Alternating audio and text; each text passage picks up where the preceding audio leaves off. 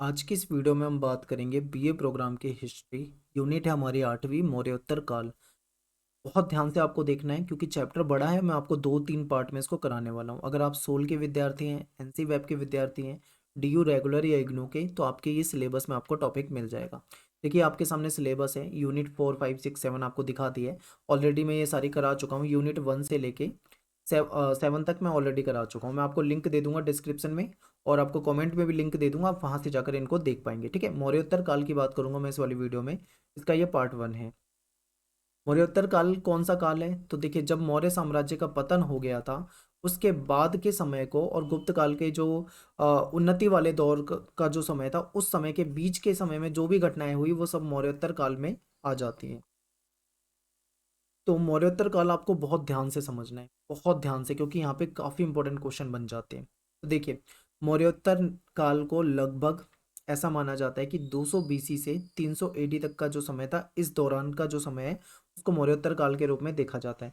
हो सकता है आप अलग अलग राइटर की किताबें पढ़ो तो उसमें आपको थोड़ा बहुत इसमें समय में देखने में अंतर मिले, लेकिन ये मोटा मोटा आपको बता रहा हूँ, ये आपको ध्यान रखना है। मौर्य वंश के पतन के बाद से लेकर गुप्त वंश की उन्नति के समय तक जो समय रहा है उसको मौर्योत्तर काल में देखते हैं। इसको दो हिस्सों में हम बांट के पढ़ते हैं। एक हिस्सा वो जब देसी शासक थे, भारतीय शासक थे, और दूसरा हिस्सा वो जिसमें बाहरी शासक आए थे। तो हम दोनों को पढ़ेंगे, ठीक है। दोनों को आपको समझना है। अब यहाँ पे एक क्वेश्चन ये बनेगा कि ये जो मौर्योत्तर जो काल काल था, ये मौर्य साम्राज्य के बाद के समय में आप पढ़ते आ रहे हो। तो मौर्य साम्राज्य वाले चैप्टर में हमने बहुत सारे स्रोत पढ़े थे कि उस समय में कौन से स्रोत थे। तो ऐसे ही ये जो मौर्योत्तर काल है, इसके बारे में जानकारी हमें किन स्रोतों से मिलती है, ये क्वेश्चन आपके पेपर में पूछा जाता है। ऐसे क्वेश्चन पूछा जाएगा कि मौर्योत्तर काल में इतिहास के बारे में जानकारी के महत्वपूर्ण स्रोत क्या थे। ठीक है, तो बहुत सारे स्रोत थे। जैसे कि मैं आपको बताता हूँ, लिटरेचर यानी कि साहित्य, जो बौद्ध ग्रंथ है उससे हमें बहुत ज़्यादा जानकारी मिलती है। विदेशी जो वृत्तांत है उससे जानकारी मिल जाती है। पुरातात्विक खुदाई की बात करें तो जो मिट्टी के बर्तन हैं, जो सिक्के हैं, इससे हमें जानकारी मिल जाती है। अभिलेख, जो उस समय के अभिलेख मिले हैं प्राकृत भाषा में, संस्कृत भाषा में, इससे हमें मौर्योत्तर काल के बारे में जानकारी मिल जाती है। अवशेष की बात करें तो जो स्थापत्य कला जो टूट फूट के बाद मिले हैं उसके भी अवशेषों से हमें पता लग जाता है। तो ये हो जाएगा। अब देखिए, मौर्योत्तर काल में आपको याद रखना है, जब मौर्य वंश था, तो मौर्य वंश के बारे में हमने चैप्टर में पढ़ा था कि मौर्य वंश की स्थापना जो थी वो किसने की थी? चंद्रगुप्त मौर्य ने। ठीक है। और वैसे तो बहुत सारे शासक रहे हैं, लेकिन दो शासक महत्वपूर्ण थे। एक तो चंद्रगुप्त मौर्य और दूसरे कौन थे? अशोक। इन दो शासकों के अलावा अन्य जो शासक थे मौर्य वंश के, वो इतने मजबूत शासक नहीं माने जाते थे। ये लगभग 137-38 वर्ष के आसपास चला था मौर्य वंश का शासन टोटल। इसके बाद फिर आया शुंग वंश, और फिर उसके बाद का हमें सारा पढ़ना होता है मौर्योत्तर काल के अंदर। तो ये बेसिक आप ये बिल्कुल दिमाग में बिठा के रखना कि कौन कौन से समय को कैसे कैसे पढ़ना है। ठीक है, चलिए। मौर्योत्तर काल को मैंने आपको बताया दो हिस्सों में देखेंगे। एक तो भाई देसी शासक जो भारतीय रहे हैं, ब्राह्मण वगैरह। दूसरे वो शासक जो कि बाहर से आए थे, ठीक है, मध्य एशिया की तरफ से आए थे, चाहे वो इंडो ग्रीक आक्रमण हो, चाहे शक हो, चाहे पहलव हो, या फिर कुषाण हो। इन सब के बारे में भी हमें इसी चैप्टर में पढ़ना है। तो ध्यान से देखिए। सबसे पहले बात करेंगे हम, जब मौर्य साम्राज्य का पतन हो गया था तो उसके बाद जो छोटे मोटे शासन आए, और उस समय में राजनीतिक इतिहास, राजनीतिक व्यवस्था क्या थी, कौन से शासक थे, ये सब कुछ पढ़ेंगे। तो ध्यान से देखिए, यहाँ से आपका शुरू होता है मेन टॉपिक। देखिए, लास्ट वीडियो में मौर्य साम्राज्य वाला जो चैप्टर था, हमने वहां पे पढ़ा था कि चंद्रगुप्त मौर्य ने धनानंद घनानंद जो थे उसकी हत्या करके, उनको मारकर, ठीक है, नंद वंश को समाप्त किया, और चंद्रगुप्त मौर्य ने मौर्य साम्राज्य की स्थापना कर दी। ये हम पढ़ चुके हैं। सेम ऐसा ही यहाँ पे हुआ। अब यहाँ पे क्या हुआ, जो मौर्य साम्राज्य के जो अंतिम शासक थे जिनका नाम था बृहदर्थ, ठीक है, इस बृहदत्त की हत्या कर दी इसके ही सेनापति के द्वारा, जिसका नाम था पुष्यमित्र। और पुष्यमित्र ने स्थापना कर दी शुंग वंश की। तो ये आपको ध्यान है। चलिए इसको देखते हैं, थोड़ा समझते हैं। मौर्य वंश का अंतिम शासक था बृहदत्त। उसकी हत्या किसने करी? उसके ही सेनापति ने कर दी। और क्या नाम था उसका? पुष्यमित्र। और पुष्यमित्र ने कौन से वंश की स्थापना करी? शुंग वंश की स्थापना की। तो आपको ये ध्यान रखना है। क्या था भाई, मौर्य वंश के समय में जहाँ पे हमने बौद्ध धर्म के बारे में पढ़ा था, अशोक के बारे में पढ़ा था, यहीं पे पुष्यमित्र सुंग जो थे, इन्होंने वैष्णव धर्म को बढ़ाने की बात की। ठीक है, ये सनातनी हिंदू संस्कृति को मानते थे। और देखते हैं आगे क्या क्या आता है इंपॉर्टेंट, समझिए। जहाँ पे हम मौर्य वंश के दौरान उनकी राजधानी को पाटलिपुत्र पढ़ रहे थे, वहीं पे इनके समय की बात करें तो इन्होंने अपनी राजधानी को चेंज किया और विदिशा में अपनी राजधानी ले गए। शुंगों का इतिहास जो है हमें साहित्यिक स्रोतों से पता लग जाता है और पुरातात्विक स्रोतों से पता लग जाता है। ठीक है। पुष्यमित्र शुंग के दरबार में पतंजलि रहते थे, ये पॉइंट आपको बहुत अच्छे से याद रखना है, क्योंकि पतंजलि जो है ये बहुत ही प्रसिद्ध मुनि आप कह सकते हो इन्हें। संस्कृत में इन्होंने ग्रंथ लिखे हैं, योग के ऊपर योग सूत्र वगैरह आपने अगर पढ़ा हो, विकिपीडिया वगैरह पे आप पढ़ोगे तो आपको पता लगेगा। ठीक है। आयुर्वेद के बारे में इन्होंने ग्रंथ लिखे हैं, तो पतंजलि जो थे बहुत ही महत्वपूर्ण है, ये इन्हीं के दरबार में थे। तो ये पॉइंट आपको यहाँ पे याद रखना है। पुष्यमित्र शुंग जो थे इन्होंने क्या किया, मिनांडर जो था इंडो ग्रीक यानी कि हिंद यूनानी जो था, इस हिंद यूनानी शासक को पराजित किया। तो ये इंपॉर्टेंट हो जाता है, बहुत ही इंपॉर्टेंट पॉइंट है, ये भी आपको ध्यान रखना है। अब बात करते हैं आगे। देखो शुंग जो थे इन्होंने भी कम वर्षों तक ही शासन किया है। ठीक है, लगभग 100 वर्षों तक। जहां अभी हमने मौर्य साम्राज्य की बात करी तो उनका शासन जो था उनका भी कोई बहुत ज्यादा नहीं था, लगभग 137 वर्षों तक इन्होंने शासन किया। शुंग वंश ने लगभग 100 वर्षों तक शासन किया। लेकिन शुंग वंश से आपको याद रखना है 2-3 पॉइंट, ये जैसे कि मैंने अभी बताया आपको पतंजलि वगैरह, ये सारा आपको याद रखना है। देखिए जो ये शुंग वंश था इनके राज्य में कौन कौन से क्षेत्र आ रहे थे इसे समझिए। एक तो पाटलिपुत्र मगध, ये वही जो मौर्य साम्राज्य वाला था, हमने पढ़ा था मौर्य साम्राज्य के चैप्टर में। दूसरा अयोध्या, आपको पता ही है उत्तर प्रदेश में, यूपी में है। विदिशा, ठीक है, इन सब क्षेत्रों को इन्होंने अपने क्षेत्र में जीतकर शामिल किया था। पुष्यमित्र जो थे इन्होंने वैदिक अश्वमेध यज्ञ करवाया था, और अश्वमेध यज्ञ के बारे में भी हमने पढ़ाया हुआ है आपको कि ये क्या था। ये एक यज्ञ होता था जिसको चक्रवर्ती जो सम्राट होते थे, बहुत ही बड़े शासक होते थे, मजबूत शासक होते थे, केवल वही कराते थे। ध्यान रखें, आपने रामायण में देखा होगा कि भगवान श्री राम ने भी ये वाला यज्ञ करवाया था। ठीक है। और इस यज्ञ के तहत क्या होता है कि एक जो राज्य का अश्व होता है यानी जो घोड़ा होता है, उसको सजाकर स्वतंत्र विचरण के लिए छोड़ दिया जाता है। वो घोड़ा जहां जहां पे जाता है वो सारा क्षेत्र जो होता है उस राजा के तहत हो जाता है। लेकिन अगर कोई उस घोड़े को रोक ले, इसका मतलब रोक ले उसको, तो उसका मतलब ये है कि उसने चुनौती दी है। किसको चुनौती दी है? उस शासक को जिसने ये यज्ञ करवाया था। फिर उस यज्ञ करने वाले शासक से उसको युद्ध लड़ना होता था। तो ये सब आपने पहले से ही रामायण वगैरह में देखा है तो आपको पता होगा। अब आप मुझे कमेंट में बताइए कि ये जो अश्वमेध यज्ञ था, मैंने आपको बता दिया कि भगवान श्री राम ने करवाया था, पुष्यमित्र ने भी करवाया था, पुष्यमित्र शुंग ने भी करवाया था, आपको यहाँ पे बता दिया। और कोई एक दो शासक के नाम क्या आप मुझे कमेंट में बताएंगे कि और कौन कौन से शासक है जिन्होंने ये यज्ञ करवाया था? आप मुझे कमेंट में बताइए, वेट करूंगा आपकी कमेंट का। आगे देखिए, ये महान सनातनी शासक था। बौद्ध धर्म जहाँ पे एक तरह पे एक समय चरम पे पहुंच रहा था, मौर्य साम्राज्य के समय अशोक के द्वारा उसको संरक्षण दिया गया था। वहीं पे अगर हम पुष्यमित्र शुंग की बात करें तो इन्होंने वैष्णव, सनातन और हिंदू धर्म, इसकी तरफ ज्यादा इनका रुझान था। इसके जो अंतिम शासक थे वो थे देवभूति। ठीक है। अब देवभूति की भी हत्या हो गई। देवभूति की हत्या किसने कर दी? वासुदेव ने कर दी। अब वासुदेव ने कौन से वंश की स्थापना करी? कण्व वंश की स्थापना करी। तो ये पॉइंट आपको, ये जो पॉइंट है ये इंपॉर्टेंट है, ये आपको याद रखने हैं। और आपको ये शायद ये सारे के सारे आपकी एसओएल की किताब में नहीं मिलेंगे। मैंने इसमें आपके लिए आर एस शर्मा का भी इस्तेमाल किया है और एसओएल की बुक का भी इस्तेमाल किया है। ठीक है, दोनों जगह से लेकर कंटेंट फिर आपके लिए बनाए इंपॉर्टेंट नोट्स, तो आपको आसान लगेगा।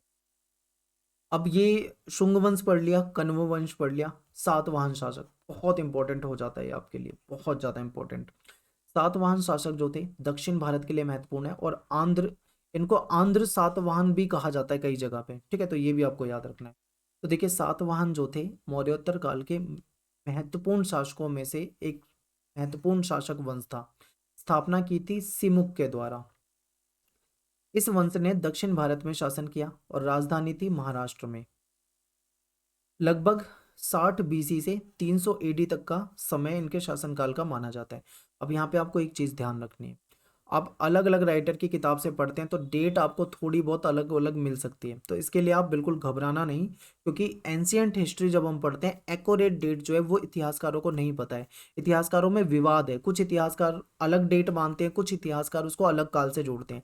तो ये विवाद है, तो आपको राइटर की किताबों में अलग अलग मिल सकता है। तो यहाँ पे घबराना बिल्कुल नहीं है, जो भी आप लिखोगे उससे आसपास ही होगा तो आपका सही माना जाएगा। ठीक है। निश्चित रूप से ये कहना मुश्किल है कि सातवाहन कौन थे और कहाँ से आए थे। अपने अभिलेखों में सातवाहन ने स्वयं को वैदिक यज्ञ करने वाला श्रेष्ठ ब्राह्मण बताया है। ध्यान रखें, ये अपने आप को क्या बताते थे? ब्राह्मण बताते थे। लेकिन जो पुराण है, पुराणों में इनको आंध्र, कई जगह पे आंध्र सातवाहन मिलता है, नाम याद रखें, आंध्र सातवाहन शासक, तो कंफ्यूज मत होना, ठीक है, यही है।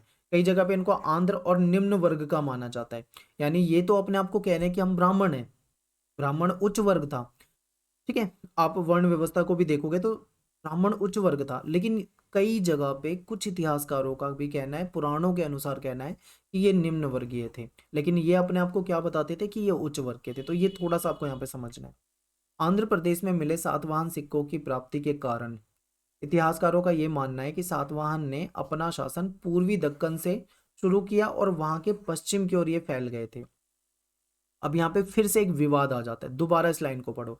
इतिहासकारों का मानना है कि सातवाहन ने अपना शासन पूर्वी दक्कन से शुरू करा और ये पहुंच गए पश्चिम की तरफ, यानी इधर पूर्वी से पश्चिम की तरफ गए। लेकिन लेकिन अब देखो आगे क्या है, लेकिन नासिक और नानघाट की गुफाओं में कुछ अभिलेख जो मिले हैं वो ये बताते हैं कि ये पश्चिम से, ठीक है, पश्चिम से इन्होंने आरंभिक सत्ता का केंद्र, जो इन्होंने आरंभिक सत्ता शुरुआत की थी वो पश्चिम से की थी। तो यहाँ पे थोड़ा विवाद मिल जाता है, कुछ जगह पे ऐसे पॉइंट आपको मिलेंगे, तो आपको ये ध्यान रखने हैं ये पॉइंट, इसीलिए मैंने लिख दिए हैं यहाँ पे। अब बात करेंगे, सातवाहन शासक के अधिकार क्षेत्र अनेक प्रशासकीय विभागों में बटे हुए थे। इन्होंने क्या करा था, बहुत सारे अपने नीचे काम करने वाले रखे हुए थे, जैसे अमात्य हो जाएंगे। अमात्य जो होते हैं वो मंत्री होते हैं। महामात्य जो मतलब जो महत्वपूर्ण मंत्री हो, प्रधानमंत्री, महामंत्री, यानी मंत्रियों में भी जो ज्यादा बड़ा हो, जो शासक के ज्यादा करीब हो। लिपिक आप जानते हैं कि ये लिपिक जो होते हैं एक तरह से क्लर्क कहा जाता है इनको। ये पत्र वगैरह लिखना, उनकी प्रतिलिपि, उनकी प्रतिलिपि वगैरह जो होते हैं उसको संभाल के रखना, उसको लिखना, ये इनका काम होता था। अभिलेख पाल जो होते हैं इनका काम होता है कि जो अभिलेख होते हैं उसकी देखभाल करना, उसको संभाल के रखना, ये सब इनका काम होता था। तो ये सभी जो होते थे, ठीक है, सातवाहन शासक के जो विभाग होते थे उसके तहत इस तरीके से विभाग बांटे हुए थे। नेक्स्ट देखिए, साम्राज्य का बुनियादी ढांचा सामंतवादी था, कि सबसे सामंतवादी व्यवस्था, जैसे सबसे ऊपर जो होगा वो राजा या शासक होगा, सबसे नीचे जो होंगे वो किसान और दास होंगे, ठीक है, और इसके बीच में बहुत सारे स्थानीय शासक भी होंगे। तो इस तरीके की व्यवस्था थी। राज्य में महारथियों और महाभोज के नाम से अनेक स्थानीय शासक भी थे। स्थानीय शासक, लेकिन ये स्थानीय शासक एक जो मेन होता था वो मेन राजा होता था, उसके अंडर ही मान लीजिए आप उसे, ठीक है। ये जो मेन राजा होते थे सातवाहन शासक, वो इन पे प्रभुता रखते थे, यानी अपना वर्चस्व रखते थे। सातवाहन वंश के जो प्रमुख शासक हैं वो कौन है, इसका नाम याद रखो। तो यहाँ पे नाम है गौतमी पुत्र सतकर्णी, पुल पुलुमावी, श्री सतकर्णी, ये कुछ महत्वपूर्ण शासक रहे। और एक चीज ये भी याद रखना कि सातवाहन जो शासक थे ये मात्र नाम लगाते थे, यानी अपने नाम के आगे माता का नाम लगाते थे। तो ऐसा माना जाता है कि शायद इनके समय में मातृ सत्तात्मक समाज रहा हो, ऐसा भी हो सकता है। तो ऐसा इतिहासकारों का कहना है, ठीक है। सातवाहन शासक द्वारा मातृ नाम का उपयोग किया जाता था, माफी चाहता हूँ यहाँ पे टाइपिंग की मिस्टेक है, मातृ नाम का इस्तेमाल किया जाता था, ठीक है। और एक और चीज है जिसके लिए फेमस है, शीशे के सिक्के चलवाए इन्होंने। हालांकि पॉटरीन और कई तरह की चीजें, मिस्र धातु के भी सिक्के थे, लेकिन जो सबसे ज्यादा प्रसिद्ध है इनके लिए वो शीशे के सिक्कों के लिए हैं सातवाहन। तो ये भी आपको पॉइंट याद रखने हैं।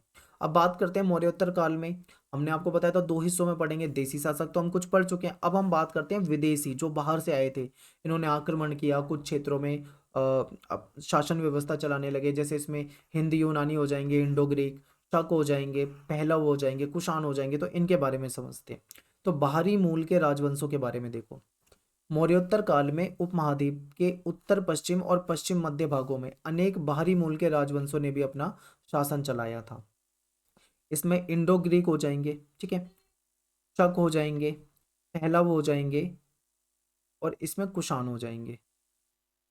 अब यहाँ पे एक चीज देखना, इंडो ये जो ग्रीक है कई जगह पे आपको हिंद यूनानी भी लिखा मिलेगा, तो बिल्कुल कंफ्यूज नहीं होना, सेम है। और इनको कई जगह पे बैक्टीरियाई भी लिखा मिलेगा आपको, बैक्टीरियाई, ठीक है, तो भी आपको कंफ्यूज नहीं होना है, सेम है ये।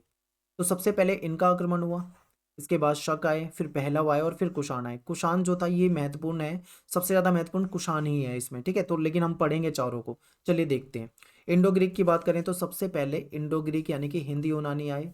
इनका जो आगमन होता था वो हिंदुकुश पर्वत के उत्तर पश्चिम क्षेत्र और उत्तर अफगानिस्तान से मिलता जुलता क्षेत्र था। अब मैं आपको यहाँ पे मैप बना के बताता हूँ, देख लीजिए। मान लीजिए ये भारत है, उस समय में ये जो पाकिस्तान और अफगानिस्तान का जो क्षेत्र होता था, आपने पढ़ा था कि मौर्य साम्राज्य में ये भी भारत का हिस्सा होता था। तो ये जो भी आते थे इधर की तरफ से ही आते थे, ठीक है। तो ये आपको यहाँ पे ध्यान रखना है। ये जो थे ये सिंधु घाटी और पंजाब में फैल गए और एक साम्राज्य की स्थापना की। और ये गंगा यमुना दोआब के क्षेत्र पे भी कई बार धावा बोल देते थे, हमला कर देते थे। और सबसे पहले आक्रमण बैक्ट्रियाई शासक जो थे वो डेमोट्रियास ने किया था। अफगानिस्तान, पंजाब, सिंध ये सब कुछ जीत लिया इन्होंने, ठीक है, वहां से हमला हुआ और जीत लिया। और ये मुख्य रूप से अपने सिक्कों के लिए जाने जाते हैं। सबसे पहले सोने के सिक्के जारी किए इन्होंने, ठीक है। इंडो ग्रीक आप जो पढ़ रहे हैं, अब आप कई बार बुक में पढ़ते हो कि सबसे पहले सोने के सिक्के, आप वहाँ पे कुषाण शासक भी पढ़ते हो, लेकिन जहाँ पे वहाँ पे कुषाण शासक जब आप पढ़ते हो तो वहाँ पे एक वर्ड और आता है उसके साथ, शुद्ध सोने के सिक्के। यानी जो सबसे बेहतरीन सोने के सिक्के थे वो कुषाण शासकों के थे, जो कि हम आगे पढ़ेंगे, ठीक है। लेकिन इनसे पहले भी सोने के सिक्के जारी हो गए थे, जो कि इंडो ग्रीक के द्वारा हैं, ये भी आपको याद रखना है। खुदाई के दौरान सोने के सिक्के मिले, प्राप्त हुए। और इस क्षेत्र में इंडो ग्रीक शासन भी यूनानी संस्कृति के प्रभाव के लिए उत्तरदायी है। इसकी झलक क्या है, यहाँ पे जो नगर आयोजन, जो भी घर वगैरह बनाए जाते थे, अब क्या हुआ, ये जो इंडो ग्रीक आए, यूनानी वगैरह, अपने साथ कुछ संस्कृति कला वगैरह लेकर आए और वो भारतीय संस्कृति से मिली। और इस तरीके से कहीं ना कहीं हमें देखने को मिलता है उस समय में जो नगर वगैरह बनाए गए थे या मूर्ति कला जो थी, उसमें कहीं ना कहीं हमें ये चीजें देखने को मिल जाती है। अब बात करेंगे यहाँ पे शक शासक की। शक जो थे वो यूनानियों के बाद आए थे और मध्य एशिया से आए थे। इनको सीथियन भी कहा जाता है, ठीक है। शक जो है ये मध्य एशिया के कबीले हुआ करते थे। शकों की 5 शाखा थी, उत्तर पश्चिम अलग अलग जगह पे। तो जो सबसे प्रसिद्ध थी वो पश्चिमी शाखा थी, सबसे ज्यादा प्रसिद्ध थी। और सबसे महत्वपूर्ण जो शासक है इनके रुद्र दमन है। और रुद्र दमन, आप जब भी रुद्र दमन पढ़ोगे तो सुदर्शन झील आपको जरूर मिलेगा। रुद्र दमन जो थे ये सबसे प्रतापी राजा थे शकों के, लेकिन इनके द्वारा सुदर्शन झील का जीर्णोद्धार कराया गया था। इसका मतलब होता है मरम्मत कराना। अब आप ये यहाँ पे ये भी क्वेश्चन बन जाएगा कि रुद्र दमन ने इसकी मरम्मत करवाई। ये मत सोचना कि रुद्र दमन ने इसको बनवाया, बनवाया नहीं था इसको। इसको बनवाया था चंद्रगुप्त मौर्य के समय में। मौर्य के समय में, उसका मुझे नाम याद नहीं आ रहा है, मौर्य का क्या एक अधिकारी था उसके द्वारा बनवाया गया था। लेकिन इसकी मरम्मत बाद में अनेक शासकों ने करवाई, उसमें रुद्र दमन का नाम भी आता है। तो ये आपको पॉइंट याद रखना है, ठीक है। शकों ने उत्तर और मध्य भारत के विभिन्न भागों में अपने शासन स्थापित कर लिए। जैसे तक्षशिला और मथुरा में इन्होंने शासन स्थापित कर लिया। शकों के प्रधान क्षत्रप कहलाते थे। और शक जो थे इनकी सबसे लंबी उपस्थिति मालवा में देखने को मिलती है। और यहाँ पे टाइपिंग की मिस्टेक है, यहाँ मैं ठीक कर देता हूँ। ईसा ईसा की 4वीं शताब्दी तक यहाँ पे बने हुए थे ये, ठीक है। तो ये आपको पॉइंट यहाँ पे याद रखने हैं। सबसे पहले क्या हुआ कि जो सबसे प्रसिद्ध थे इनमें वो रुद्रदमन थे। रुद्रदमन सबसे ज्यादा प्रसिद्ध थे। इन्होंने मालवा, सौराष्ट्र, जो गुजरात साइड का जो बहुत सारा एरिया हो जाता है, कठियावाड़, कोंकण, सिंध, यहाँ पे अपना प्रभुत्व जमा लिया था। इनका उल्लेख जो है सातवाहन के नासिक अभिलेख और रुद्रदमन के जूनागढ़ अभिलेख दोनों में हुआ है। आपको इसका उल्लेख मिलता है। रुद्रदमन का जो अभिलेख था वो प्राचीन भारत का शुद्ध संस्कृत का सबसे पहला शिलालेख है। ध्यान रखें, प्राचीन भारत के जो शिलालेख मिले हैं उसमें जो शुद्ध संस्कृत भाषा में लिखा सबसे पहला शिलालेख था वो रुद्र दमन का था। तो ये इसलिए बहुत ज्यादा फेमस थे। सुदर्शन झील का भी नाम इनके साथ जोड़ा जाता है। ये संस्कृत का जो शिलालेख है उसके साथ भी रुद्र दमन का नाम जोड़ा जाता है। शक शासक थे, ये बहुत ज्यादा आपके लिए इंपॉर्टेंट है। ये पॉइंट आपको बिल्कुल याद करते हुए रखना है। अब बात करते हैं इनके बाद है पहलव। पहलव जो थे ये शकों के बाद है, यानी शक के बाद कौन आए। सबसे पहले क्या पढ़ा हमने, इंडो ग्रीक आए, उसके बाद हमने पढ़ा शक आए, शक के बाद हमने पढ़ा पहलव आए, और पहलव के बाद हमने पढ़ा कुषाण। आपको क्रम भी याद रखना है इनका, ठीक है। शकों के तुरंत बाद पार्थियन, जिनको पहलव कहा जाता था, ये आए। ये मूलतः ईरानी मूल के थे। और इन्होंने क्या करा, उत्तर पश्चिम में एक छोटी सी जागीर पे कब्जा जमाया। और इनके जो सबसे प्रसिद्ध राजा थे उनका नाम था गोंदा फर्निस, ठीक है। और तक्षशिला राजधानी हुआ करती थी इनकी। इसके बाद कुषाण शासक आए। बस इतना ही इतना पढ़ना, आपको ज्यादा डीप नहीं जाना क्योंकि कुछ भी नहीं है इनके बारे में ज्यादा। कुषाण शासक आए, ये सबसे महत्वपूर्ण है क्योंकि कनिष्क, जब भी कुषाण का पढ़ते हो तो कनिष्क आपके सामने नाम जरूर आता है, तो ये ध्यान रखें। तो देखिए, मौर्योत्तर काल में उपमहाद्वीप में प्रवेश करने वाले जो अंतिम मध्य एशियाई शासक, शक्तिशाली जो जाति थी वो कुषाण थी। ये क्या था, यूची नामक चीनी सीमा पर रहने वाले लोग थे। यूची जनजाति आप इनको कह सकते हो, कबीला टाइप का कह सकते हो आप, इससे संबंधित थे। ये क्या थे, अपने गृह प्रदेश में अन्य जनजातियों के बढ़ते दबाव के कारण आए। जहां पे ये पहले रहा करते थे वहां पे क्या हुआ, इन पे बहुत ज्यादा दबाव बन रहा था, ठीक है, अन्य जनजातियों का, तो इसलिए आए। और ऐसा कहा जाता है कि कुछ इन्हीं जनजाति के कुछ लोग तिब्बत की तरफ चले गए थे। और कुछ लोग भारत की तरफ आ गए थे। तो हम जो पढ़ रहे हैं, हम भारत की तरफ आए वाले लोगों की बात पढ़ रहे हैं, ठीक है। तो ये भी आपको ध्यान रखना है। कुषाण जो थे पहलव के बाद आए। इन्हें यूची और टोचेरियन कहा जाता था। यूची कबीले जो था ये 5 हिस्सों में, संप्रदायों में बटा हुआ था, और इसमें से एक था कुषाण। ये चीन के पड़ोस में उत्तर मध्य एशिया के मैदान में रहने वाले खानाबदोश लोग हुआ करते थे। वहां पे दबाव बढ़ रहा था अन्य जनजातियों का, वो इन पे आक्रमण करा करते थे बार बार, तो उससे परेशान होकर ये भारत की तरफ आए। कुषाण ने सबसे पहले बैक्टीरिया और उत्तरी अफगानिस्तान पर कब्जा करा। वहां से जीतते हुए धीरे धीरे काबुल की तरफ बढ़े और हिंदुकुश पर्वत को पार करते हुए गांधार पर कब्जा कर लिया इन्होंने। और ये उधर से फिर इन क्षेत्रों में यूनानी और पहलव शासक को इन्होंने हराया, और सिंधु नदी के निचले हिस्से में, गंगा घाटी के अधिकतर हिस्से में अपना शासन इन्होंने चला लिया। तो ये कुषाण शासक जब भी पढ़ोगे तो सबसे पहले आपको नाम याद रखना है। सबसे महत्वपूर्ण शासक था वो था कनिष्क। कनिष्क जो था वो कुषाण वंश का सबसे फेमस प्रसिद्ध शासक था। इसने 78 में एक संवत, एक कैलेंडर की शुरुआत की थी जिसको शक संवत कहा जाता है, और सरकार के द्वारा भी इसको इस्तेमाल में लाया जाता है। कनिष्क ने क्या करा, बौद्ध धर्म को संरक्षण दिया, बौद्ध धर्म को बढ़ाया। कश्मीर में आपने जब मैंने आपको बौद्ध धर्म चैप्टर पढ़ाया था, टॉपिक पढ़ाया था, तो मैंने आपको बताया था बौद्ध धर्म से जुड़ी 4 संगीतियां, जो इनके विद्वानों की 4 संगीति हुई थी। इसमें जो एक संगीति थी वो कनिष्क के द्वारा ही कराई गई थी, ठीक है। जो चौथी संगीति थी वो किसके द्वारा कराई गई थी, कनिष्क के द्वारा, कश्मीर में हुई थी ये। कनिष्क जो था ये कला और वास्तुकला का भी संरक्षक के रूप में जाना जाता है, तो इसलिए कनिष्क जो है बहुत महत्वपूर्ण है। तो यहाँ पे हमारा टॉपिक खत्म हो जाता है। अब देखिए हमने यहाँ पे क्या पढ़ा, मौर्योत्तर काल का पार्ट 1। पार्ट 1 में हमने क्या क्या पढ़ा है कि बेसिक मौर्योत्तर काल किसे कहा जाता है। उसके बाद फिर हमने 2 हिस्सों में देखा, कुछ देसी शासक और कुछ बाहरी शासक। बाहरी शासक में फिर हमने इंडो ग्रीक, ठीक है, शक और पहलव और कुषाण पढ़ा है। तो ये सारे के सारे टॉपिक आपके पेपर के लिए बहुत इंपॉर्टेंट है। और टेलीग्राम ग्रुप आप जरूर ज्वाइन कर लें। यहाँ पे आपको कुछ इंपॉर्टेंट पीडीएफ वगैरह या कुछ नोट्स वगैरह आपको यहाँ पे दे देंगे जो हमारे पास पड़े होंगे। आपको यहाँ पे टाइम टू टाइम जो भी हमारे पास अपडेट है हम आपको यहाँ पे डालते रहेंगे, ठीक है। तो आप एकलव्य स्नातक 1 के नाम से हमारा टेलीग्राम चैनल है, आप उसको ज्वाइन करें, टेलीग्राम डाउनलोड करें, उस पर सर्च करें, आपको मिल जाएगा। इंस्टाग्राम पे फॉलो कर लें आप। अगर आपको कोई दिक्कत आए तो आप मैसेज कर सकते हैं वहाँ पे, मैं आपको टाइम निकाल के रिप्लाई कर दूंगा। तो मिलते हैं फिर नेक्स्ट वीडियो में।